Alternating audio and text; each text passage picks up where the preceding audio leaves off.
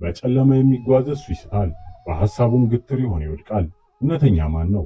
ከብርሃን ይልቅ ጨለማን ስለወደዱ ብዙዎች ተሰናክለው ቀሩ እንዲል ቅዱስ ቃሉ ዛሬ ላይ ብዙ አባቶች ሳያስቡት በራሳቸው ሐሳብ ተጠልፈው እየወደቁ የሥጋን ፍላጎት እየተከተሉ ነው። ታዲያን በዚህ ሰዓት ከእውነት ወግነው ለቆሙ አባቶችና ለቤተ ክርስቲያን አለሁ የምንልበት ጊዜ ላይ ነው ያለነው። ዛሬ ላይ ብርሃንን ጠልተው በጨለማ ያሉ አባቶችና ግለሰቦች ቤተ ክርስቲያንንና ምዕመኑን እንዲሁም ብፁዓን አባቶች ላይ የሚያደርሱት ግፍና በደል እጅግ ያሳዝናል። ሰላም ጤና ይስጥልን ውድ ቃል ሚዲያ ቤተሰቦች እንደምን አላችሁ? በዛሬው መርሃ ግብራችን ከውጭም ከውስጥም ቤተ ክርስቲያን ላይ እየደረሰ ስላለው መከራና ጫና እኛ ምዕመናን ምን ማድረግ እንችላለን፣ ምንስ ይጠበቅብናል የሚሉ ጉዳዮችን ይዘን ስለቀረበ በጥሞና እንድትከታተሉን እየጋበዝን ለቻናላችን አዲስ ሆናችሁ ላይክ፣ ሼር፣ ሰብስክራይብ በማድረግ አዳዲስና ወቅታዊ መረጃዎች እንዲደርሱ የደውል ምልክቷንም በመጫን ቤተሰብ ይሁኑ።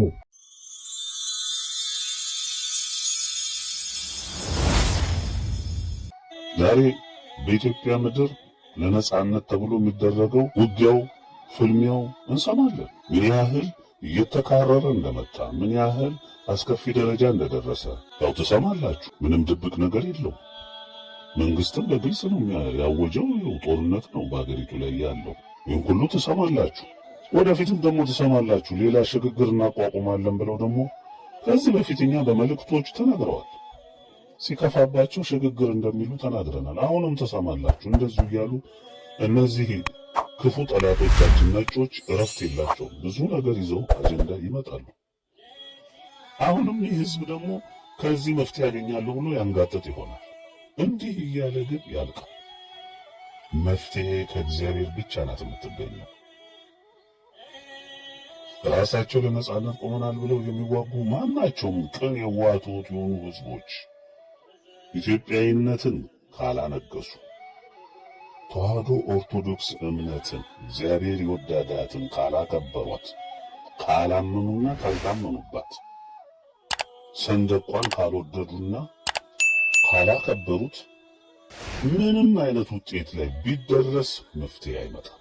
እያንዳንዱ ለዚህ ዓላማ ቆም ያለው እንኳን የሚል ቢኖር ቅድሚያ ራሱን ከእምነቲቱ ከተዋህዶ ኦርቶዶክስ እምነት ከኢትዮጵያዊነት ራሱን ማያያዝ አለበት። ከሰንደቋ ፍቅር ከአረንጓዴ ቢጫ ቀዩ ራሱን ማጣበቅ አለበት። ፈጣሪውን በፍጹም ልቡ በፍጹም ሐሳቡ በፍጹም ነፍሱ መውደድ አለበት። እናቱን ድንግልን ማክበር አለበት፣ መውደድ አለበት። እግዚአብሔር የሰጠውን ጸጋና በረከት ጠንቅቆ ማወቅ አለበት። ያን እግዚአብሔር በምንም ይሁን በምን ተፋለመም ተዋጋ ለሰዓቱ ለመልካሙ ሰዓት ያደርሰዋል። ቄሱም ዝም መጽሐፉም ዝም እንዲሉ ብዙዎች እውነትን ቢናገሩ ለእውነት ቢወግኑ የሚደርስባቸው ችግርን በመፍራት ዝምታን በመምረጣቸው ሳቢያ ቤተ ክርስቲያን አደጋ ውስጥ እየገባች ነው። ሹመትንና ክፍፍልን ፍለጋ ዛሬም ቤተ ክርስቲያን ላይ ችግር እየፈጠሩ ያሉ አባቶችም አሉ። ብዙ ምዕመናንና አባቶችም በእነኚህ ሰዎች ምክንያት ዛሬም መከራ እየደረሰባቸው ነው። ሐዋርያው ቅዱስ ዮሐንስ በሦስተኛው መልእክቱ ወደ ቤተ ክርስቲያን ጻፍ፣ ዳሩ ግን ዋናቸው ሊሆን የሚወድ ዲዮጥራጢስ አይቀበለንም፣ ይህ አልበቃ ብሎ ወንድሞችንም አይቀበልም በማለት የጻፈልን ሲሆን እንደ ዲዮጥራጢስ ያሉ ትምክህተኞች እንኳን ታናሻቸውን ታላላቆቻቸውን የማይቀበሉ የቅዱስ ሲኖዶስን ትእዛዝ የሚሽሩ በዘመናችንም እየበዙ ነው። ተው ተመከሩ ቢባሉም ሰይጣን ልባቸውን ደፍኖ እንዳይሰሙ አድርጓቸዋል። የሰነፍ መንገድ በዓይኑ የቀናች ናት፣ ጠቢብ ግን ምክርን ይሰማል የሚለውን ቅዱሱን ቃል ዘንግተዋል። የዲያብሎስ ልጆች ናቸው። ነገ እነዚህ አሁን ለነጻነት የሚሉት አሸንፈው የሚመጡ መስሎ ከታያቸው ደግሞ ተገልብጠው ለነሱ ጋር ሄደው እነሱን አይ ጥሩ ነው፣ በጣም ጥሩ፣ ያ ልክ አይደለም፣ እኛንም አልሰማ ብሎን ነበረ፣ አሁን ደግሞ እናንተ በመምጣታችሁ ለነጻነታችሁ መፍራት ጥሩ ነው፣ በቃ የሽግግር ይቋቋም፣ ከዛ በዲሞክራሲ በዚህ ተደርጎ በዚህ ተፈጥሮ ከዛ በኋላ በቃ ይሄ መብታችን ይከበር የሚሉትም እንደዚህ የተደራጁትም ሁሉ ተሰብስቦ መንግስት ያቋቁሙ፣ ይሄን ነው የሚሉት። የፖለቲካ ፓርቲ እንፈለፍላለን ነው የሚሉት። አሁንም ይሄ ነው እሳቤው። ነጩም ምኑም ሲሄድበት የኖሩ መንገድ ሁሉ ፈራሽና ጠፊ ነው። ባጭሩ ነው የምነግርህ፣ ፈራሽና ጠፊ ነው፣ ወደ ትቢያነት የሚቀየር ነው። እግዚአብሔር የራሱን አገዛዝ ሕግጋተ ሥላሴን ያጸናል። ከኢትዮጵያ ተነስቶ መላውን ዓለም የምትገዛው ኢትዮጵያ ናት። በሕግጋተ ሥላሴ ኢትዮጵያ ማንም የሚዘልባት አይደለችም። የነጭ ፕሮግራም ማስፈጸሚያም አይደለችም፣ የዲያብሎስ መፈንጫም አይደለችም። የሁሉ ይወገድና ኢትዮጵያ የሥላሴ ክብራቸው መገለጫና መመስገኛ ምድር ዘወትር ትሆናለች። ኢትዮጵያ እንደ ቃሉ እንደ እግዚአብሔር ቃል ኪዳን ርስተ ድንግል ናት። ማንም ከዚህ ሊያወጣት አይችልም። የእናታችን ርስት ናት። እውነተኛይቱን ተዋህዶ ኦርቶዶክስ ቤተክርስቲያንን አሸናፊቱን እምነት አንግሳ ይሄ ለታደልከው ታየዋለህ። ለምታፌዘው እስካሁንም በፌዝና በቀልድ ላለው በዲያብሎስ ለስታመንከው አገልጋይ ሆንክ፣ ምዕመን ሆንክ፣ ማንም ሆንክ በሙሉ ወደ ትቢያነት ትቀየራለህ።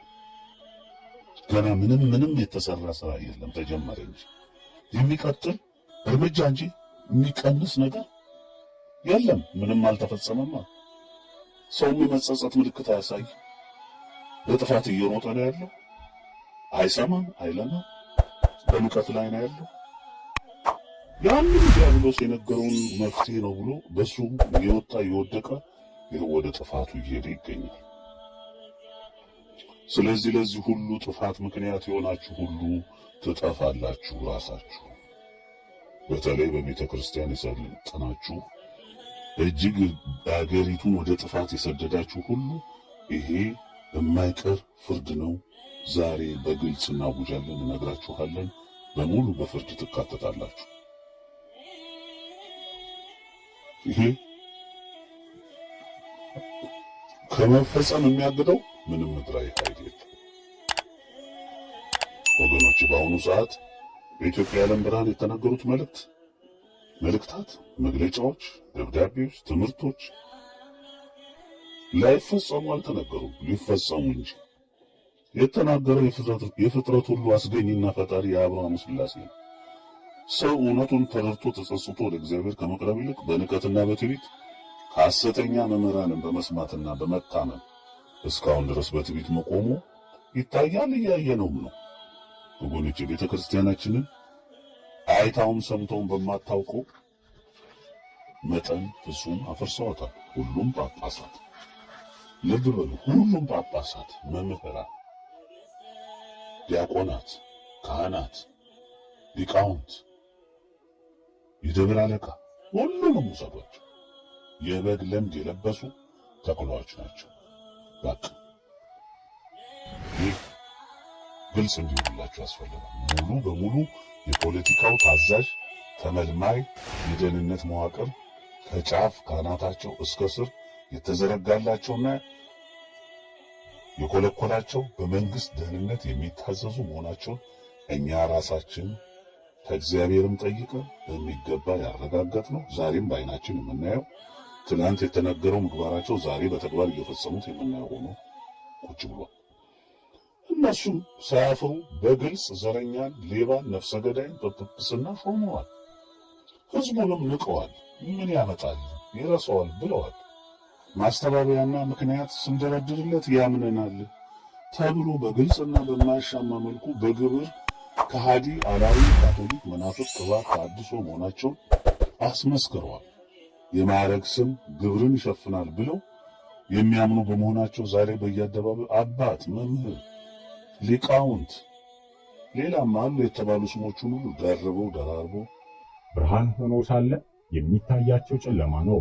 በክፉ ምግባራቸው ቤተክርስቲያንና ህዝበ ምዕመኑን እያጎሳቆሉ ይገኛሉ። ቤተክርስቲያን ውስጥ ካሉ ጠላቶች መከራን መቀበል ከጀመረች ሰንበትበት ያለች ሲሆን እስካሁን ድረስም ይሄ ችግር አብሯት ቀጥሏል። ቤተክርስቲያንን ለማገልገል በቅዱስ መሠዊያ ፊት ቃል ኪዳን የገቡ አባቶቻችን ስለ ቤተክርስቲያን ክብር ዛቻና እንግልትም እየተፈጸመባቸው መከራውን በአኮቴት ተቀብለው ኃላፊነታቸውን ዛሬም እየተወጡ ቢሆንም የእኛ የምዕመናን እርዳታ ግን ያሻቸዋል። ከሀገር ዞሮ በእንተ ስማ ለማርያም ብለው የተማሩ አባቶቻችን እድሜ ዘመናቸውን ሁሉ በእግርና በፈረስ ተዘዋውሮ ቤተክርስቲያንን ያገለገሉ ሕገ ቤተክርስቲያን ሕገ ሲኖዶስ ይከበር በማለታቸው ዛቻ፣ ማስፈራሪያ ዛሬም ይፈጸምባቸዋል። በዮሐንስ ወንጌል ምዕራፍ 3 ቁጥር 19 ብርሃን ወደ ዓለም ስለመጣ ሰዎች ስራቸው ክፉ ነበርና ከብርሃን ይልቅ ጨለማን ስለወደዱ ፍርዱ ይሄ ነው። ክፉ የሚያደርግ ሁሉ ብርሃንን ይጠላል፣ ስራውም እንዳይገለጥ ወደ ብርሃን አይመጣም። እውነት የሚያደርግ ግን ስራው በእግዚአብሔር ተደርጎ እንደሆነ ይገለጥ ዘንድ ወደ ብርሃን ይመጣል ይለናል። ይሄ ቃል ጌታችንና መድኃኒታችን ኢየሱስ ክርስቶስ ከብርሃን ይልቅ ጨለማን፣ ከእውነት ይልቅ ሐሰትን የመረጡ ሰዎችን ማንነት ለመግለጥ የተናገረው አምላካዊ ቃል ነው። ብርሃን እውነት ነው። ብርሃን የጠራ አሰራር ነው። ብርሃን የዘመድ አሰራር ባላንጣ ነው። ብርሃን የሕገ ሲኖዶስ መከበር ነው። ብርሃን የቤተ ክርስቲያን ልዕልና መገለጫ ነው። ጨለማ ግን የብርሃን ተቃራኒ ነው። አሁን ላይ ሕገ ሲኖዶስ እንዳይከበር እንቅስቃሴ የሚያደርጉ የጨለማው ቡድን አባላት እውነት ተድበስብሶ እንዳይወጣ የሚያደርጉት እኩይ ጥረት ከሰመረላቸው ቤተ ክርስቲያን ቤቴስ የጸሎት ቤት ትባላለች፣ እናንተ ግን የወንበዴዎች ዋሻ አደረጋችሁት የሚለው ዕጣ ፈንታ ይገጥማታል። እውነትን የሚያደርግ ግን ስራው በእግዚአብሔር ተደርጎ እንደሆነ ይገለጥ ዘንድ ወደ ብርሃን ይመጣል እንደተባለው የቤተ ክርስቲያንና የአስተዳደር ችግር እንዲፈታ ጨለማ የሆነ አስተሳሰብን የያዙ አንዳንድ አካላት ወደ እውነትና ወደ ብርሃን መምጣት ግን አለባቸው። አትስረቅ፣ መማለጃን አትቀበል፣ እውነቱን እውነት በል የሚለው አምላካዊ ቃል መመሪያዋ የሆነው ቤተ ክርስቲያን ውስጥ ከሰናይ ይልቅ እኩይ ስነ ምግባሮች በቅለው ሐዋርያዊ ጉዞዋን በፍጥነት እንዳታካሄድ የኋሊት እየጎተቷትም እንደሆነ እያየን ነው። ከዚህም በፊት ሁላችንም እንደምናስታውሰው ጨለማን ተገን አድርገው አንዳንድ የቅዱስ ሲኖዶስ አባላት የቤተ ክርስቲያንን በር ሰብረዋል። ዛቻና የድብደባ ሙከራ የቅዱስ ሲኖዶስ አባላት ላይም ፈጽመዋል። ይህም ድርጊት የቤተ ክርስቲያንን ክብር ዝቅ ያደረገና አሳፋሪ ተግባር ሆኖም ተመዝግቧል። ይህ ሁሉ የሆነው ክፉን የሚያደርግ ብርሃንን ይጠላልና ስራውም እንዳይገለጥ ወደ ብርሃን አይመጣም እንደተባለው ክፉ የሚያደርጉ ቤተ ክርስቲያንን የሚመዘብሩ ሰዎች ብርሃንን ስለሚጠሉና ስለሚፈሩ ነው። ብርሃን ወይንም እውነትን የሚፈሩ የጨለማው ቡድን አካላት ደምን ለማፍሰስ እግራቸው ፈጣን ነው፣ ጥፋትና ጉስቁልና በመንገዳቸው አለ፣ የሰላምንም መንገድ አያውቁትምና እግዚአብሔርን መፍራት በዓይናቸውም ፊት የለም ሲል ቅዱስ ዳዊት በመዝሙሩ መዝሙር 13 ከቁጥር 6 የገለጣቸው አይነት ሰዎች ናቸው። እውነታው ግን በኃይልና በዛቻ በማስፈራሪያ የቤተ ክርስቲያን ችግር አይፈታም ነው። የቤተ ክርስቲያን ችግር የሚፈታው ቤተ ክርስቲያን በክቡር ደሙ በመሰረታት በክርስቶስ ነው። በስጋዊ ስሜት ሳይሆን በመንፈስ ቅዱስ ነው። ነገር ግን ይህንን በመዘንጋት ብዙዎች እየሳቱ ነው። በእርግጥ ከቃሉ ሁላችንም አፈንግጠናል፣ ከቤተ ክርስቲያን ርቀናል። በአንድም ይሁን በሌላ ሰይጣን ሊጥለን እየሞከረም ነው። የእግዚአብሔርን ሕግ እንዳንተገብር ትእዛዛቱንም እንዳንፈጽምና በቤተ ክርስቲያን ስርዓት እንዳንኖር በኃጢአት ለማሳት ዘወትር ጠላት ዲያብሎስ እየተጋደለም ስለሆነ እርሱን ለማሸነፍ ከኛ ጽኑ እምነትም ይጠበቃል። እግዚአብሔር አምላክ ለሰዎች ብርታት የሚሆነውንና በእርሱ ኃይል ጠላት ዲያብሎስን ልናሸንፍ የምንችለውን መንፈስ ቅዱስ ከኛ ጋር ሲሆን ነው። ያም በንጹህ ልቦና የሚገኝ በረከት እንደመሆኑ ከኃጢአት የጸዳ ከሰይጣን ሥራ የራቅን ልንሆን ይገባል። ካልሆነ ግን ለዘመናት በኃጢአት ቁራኛ ውስጥ እንኖራለን። ሀገራችንም በአሁኑ ጊዜ በመቅሰፍት የመመታቷ እውነታ የዚህ ምሳሌ ነው። ከትውልድ ወደ ትውልድ እየተሸጋገረ የኃጢአት ሰንሰለት መረቡን ከጣልን ከርሟል። የተቻለውን ነፍስም ወደ ሲኦል ለማውረድ የሚፋለመው ሰይጣን ብዙዎችን ማሳቱ እውን ነው። ሰው አእምሮውን መጠቀም እስኪሳነው ድረስ በትዕቢትና በትምክህተኝነት ታውሮ ልቦናውን አደንድኖ የርኩስ መንፈስ ማደሪያ እስኪሆን ድረስ ሰይጣን እያሳተው ይገኛል። ቁጣዬን አፈስስባችኋለሁ፣ በመዓቴም እሳት አጠፋችኋለሁ፣ መንገዳቸውንም በራሳቸው ላይ መለስኩ ይላል ጌታ እግዚአብሔር እንዲል ትንቢተ ሕዝቅኤል ምዕራፍ 22 ከቁጥር 31። ይህንን ተረድተው በጸጸትና በንስሐ ወደ አምላክ መመለስ የሚፈልጉ ግን ጥቂቶች ናቸው። እያንዳንዱ ተግባራችንን እግዚአብሔርን በመፍራት መፈጸም ሲገባን የፈጣሪያችንን ትእዛዝ በመተላለፍ የእርሱን ሥራ በማናናት በጎ ምግባርን እንደ ድክመት በመቁጠር ጥፋትን አብዝተን በመስራታችን እንደዚህ አይነቱ አስቸጋሪ ጊዜ ተዳርገናል። በሽታ፣ ስቃይና መከራ የበዛበት፣ ሰው በሰላም ወጥቶ መግባት የማይችልበት፣ ዓለም በጦርነትና በቸነፈር የተመላችበት፣ ሰው ከሰው እንዲሁም ሀገራት በጥልና በጦርነት የሚፋለሙበት ክፉ ወቅት ነው። ዓለም የሰይጣን ማደሪያ ሆናለች። ሰላም፣ ፍቅርና አንድነት ጠፍቷል። ሰዎች እርስ በርስ አይተዛዘኑም። አሁን ላይም ከውስጥም ከውጭም ሰላማችንን የሚያደፈርስ እየበዛ ነው። የሰላም እጦታችን ከዕለት ዕለት እየተበራከተ ለመጠለያ ለመሸሸጊያ ዋስትናችን ወደ ሆነችው ቤተ ክርስቲያን እግራችንን ብናቀና እዚያም ሰላም ጠፍቷል። አባቶች ለምህረት ሳይሆን ለመቅሰፍ እየተጣደፉ ነው። ቤተ ክርስቲያንም በዘር በጎሳ ከፋፍለው የክርስትናን አንድነትም እያጠፉ ነው። ከክርስቶስ ይልቅ የአንድ ግለሰብ ስም በቤተ ክርስቲያናችን ዕለት ዕለት እየተጠራ ነው። ክርስቶስ ሳይሆን ግለሰቡ ቤተ ክርስቲያንን ይመራታል። ይሄ የክርስትና መገለጫ አይደለም። ጥላቻና መከፋፈል ክርስትናን አይወክልም። አምላካችን እግዚአብሔርን እንደምንወደው ማሳየት የምንችለው በበጎ ተግባርና በክርስቲያናዊ ስነ ምግባር ታንጸን ነው። እርሱን ስንወደው ፈቃዱንና ትእዛዛቱን እንፈጽማለን። ትምህርተ ወንጌልን ከሕፃንነታችን ከተማርንበት ጊዜ አንስቶ የእርሱን ፍጥረት መሆናችንን አውቀናልና ወደን ማገልገልና መገዛት እንዳለብን መረዳት ይገባናል። እግዚአብሔርን መውደድና በትእዛዝ መኖር የተፈጠርንበት ምክንያት ነውና አምላክነቱን አውቀን ግን ሕጉንና ትእዛዛቱን ብንጥስ ፍቃዱን ትተን የእኛን ፍቃድ ፈጽመናልና እግዚአብሔርን በተግባራችን አንወድህም እያልነው እንደሆነ ማወቅ ይገባናል። እግዚአብሔርን መውደድ ከሁሉም በፊት እርሱን ማስቀደም፣ በእያንዳንዱ ሐሳባችንና ውሳኔያችን እርሱ እንዲጨመር መፍቀድ ከኛ ይጠበቃል። በመንገዱም እንድንጓዝ አምላክነቱን ወደን መቀበል አለብን። ሰው አምላኩን እግዚአብሔርን ከወደደ ሁለንተናውን ለእርሱ ይሰጣል። ከኃጢአት የነጻም ሆኖ ልበ ንጹሕ ይሆናል። ነገር ግን ኃጢአት በምንሰራበት ጊዜ ከፈጣሪያችን ስለምንርቅ ለሌላ ባዕድ ነገር ተገዢ እንሆናለን። ክርስቶስን በሙሉ ልባችንና ነፍሳችን ኃይላችንም ከወደድነው ግን ፍቅሩን ተረድተን ሁለንተናችንን ለእርሱ እንሰጣለን። እርሱም ደግሞ ከእኛ ጋር ይሆናል። እግዚአብሔር መሐሪ አምላክ መሆኑን አንጠራጠርም። ነገር ግን የምንወደው ከሆነ እርሱን ማሳዘን የለብንም። ከኃጢአት ስንርቅ ከእርሱ ጋር በሰላም መኖር እንችላለን። በዚህኛውም ሆነ በኋለኛውም ዓለም በፍቅርና በሰላም እንኖራለን። ታዲያን እኛም የፈጣሪያችንን ምሕረትና ይቅርታውን እየተማጸንን በመኖር ኃጢአትን ከሕይወታችን ማስወገድ አለብን። ያኔ ሁሉ እንደ ቀድሞ ይስተካከላል። የሀገራችንና የቤተ ክርስቲያናችን ሰላም ይመለሳል። እኛ ከምዕመናን የሚጠበቀው አሁን ላይ ይህንን ማድረግ ነው።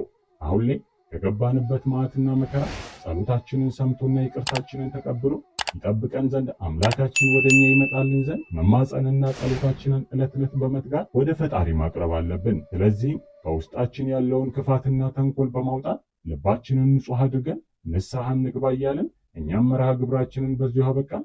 አምላካችን እግዚአብሔር ለሀገራችንና ለቤተ ክርስቲያናችን ሰላም አንድነትን ይስጥ። ወስብሐት ለእግዚአብሔር ወለወላዲቱ ድንግል ወለመስቀሉ ክቡር። ይቆየን። ቃል ሚዲያ